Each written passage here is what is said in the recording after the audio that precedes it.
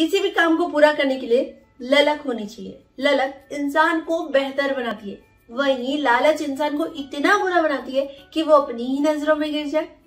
लालच और मोह दो ऐसी चीजें हैं जिन्हें अपनी जिंदगी से कोसों दूर कर देना चाहिए। क्यों? क्योंकि जिंदगी के बाद भी ये आपका पीछा नहीं छोड़ती। तो चलिए एक छोटी सी स्टोरी बताते हैं, जानना है जरूरी तो वेलकम टू रंग दे जिंदगी, शेयर हैप्पीनेस विद पूर्वी।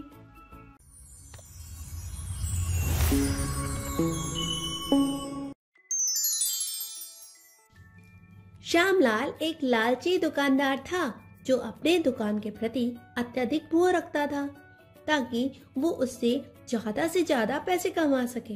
हरीलाल श्यामलाल का बेटा था जो दुकान पर अपने पिता के साथ बैठता था और अपने पिता से सारे काम सीखता था।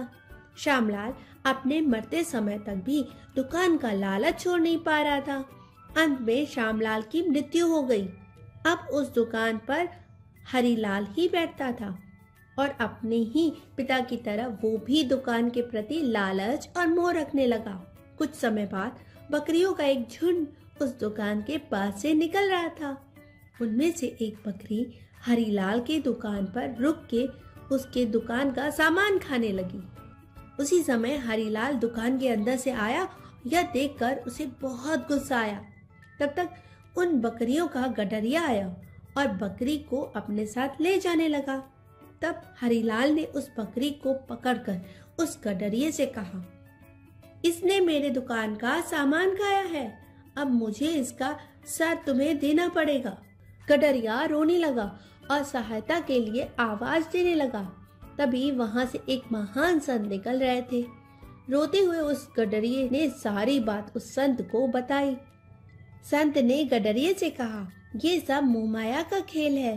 अपनी आंखें बंद करते हुए ध्यान करते हुए जब ऐसा बोला तो गडरिया बोला, मतलब ये कि ये बकरी कोई और नहीं बल्कि श्यामलाल ही है जो आज भी अपने दुकान के मुंह में यहाँ तक पहुँच गई और उसी का बेटा आज अपने दुकान के मुंह में आके अपने ही पिता का सर मांग रहा है।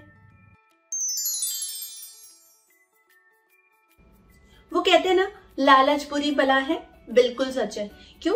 क्योंकि इस कहानी से हमें यही शिक्षा मिलती है कि लालच का परिणाम जो अंत होता है ना वो बहुत बुरा होता है। तो हमें लालच तो बिल्कुल नहीं करनी चाहिए, है ना।